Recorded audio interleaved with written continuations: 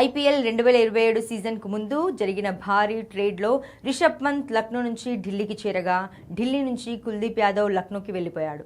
పంత్ తిరిగి ఢిల్లీకి చేరడంతో ఆ జట్టు అభిమానుల్లో ఆనందం వ్యక్తమవుతున్నప్పటికీ జట్టు కెప్టెన్గా ఎవరుంటారన్నది ప్రస్తుతం అతిపెద్ద చర్చనీయాంశంగా మారింది. ఇప్పటికే ఆ జట్టు కెప్టెన్గా అక్షర్ పటేల్ కొనసాగుతుండగా వచ్చే సీజన్లో అతన్ని తప్పించి కేఎల్ రాహుల్కు పగ్గాలు అప్పజెప్తారని ప్రచారం జరిగింది. ఈలోపే లక్నో కెప్టెన్గా ఉన్న పంత్ ఢిల్లీకి చేరారు. పంత్ చేరికతో ఢిల్లీ కెప్టెన్సీ కోసం ట్రయాంగులర్ ఫైట్ నెలకొన్నట్లు కనిపిస్తోంది.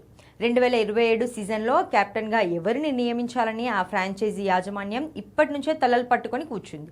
గత సీజన్కు ముందు తొలుత రాహుల్నే కెప్టెన్గా నియమించాలని డీసీ యాజమాన్యం భావించినప్పటికీ అతడు అయిష్టత వ్యక్తం చేయడంతో అక్షర్కు పగ్గాలు అప్పజెప్పింది. అయితే గత సీజన్లో అక్షర్ జట్టును విజయవంతంగా నడిపించలేకపోవడంతో యాజమాన్యం మరోసారి రాహుల్ సంప్రదించినట్లు తెలుస్తోంది. ఈలోపు అనూహ్యంగా పంత్ జట్టులోకి వచ్చాడు. పంత్కు గతంలో డీసీ కెప్టెన్గా ఓ మోస్తారు ట్రాక్ రికార్డు ఉండడంతో కెప్టెన్సీ విషయంలో యాజమాన్యం గందరగోళంలో పడింది. ఈ నేపథ్యంలో తదుపరి సీజన్లో ఢిల్లీ కెప్టెన్గా ఎవరుంటే బాగుంటుందనే చర్చ అభిమానులు జోరందుకుంది. గణాంకాలను బట్టి చూస్తే పంత్ కంటే రాహుల్కే మెరుగైన ట్రాక్ రికార్డు ఉంది. పంత్ 2021 నుంచి 2026 మధ్య 71 మ్యాచ్ల్లో నాయకత్వం వహించగా 33 విజయాలు, 36 పరాజయాలు, 2 టై ఫలితాలు నమోదయ్యాయి.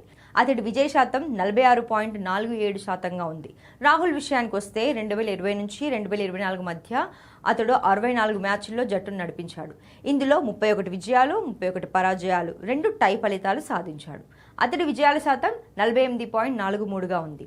డీసీ యాజమాన్యం గణాంకాలను పరిగణనలోకి తీసుకుంటే రాహుల్ వైపు మొగ్గు చూపే అవకాశం ఉంది. పైగా అతడు వ్యక్తిగతంగానూ మంచి ఫామ్లో ఉన్నాడు.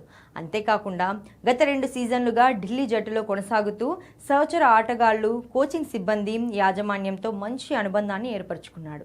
ఈ లెక్కన యాజమాన్యంతో పాటు బృంద సభ్యులు, అభిమానులు రాహుల్కే ఓటేసే అవకాశాలు అధికంగా ఉన్నాయి.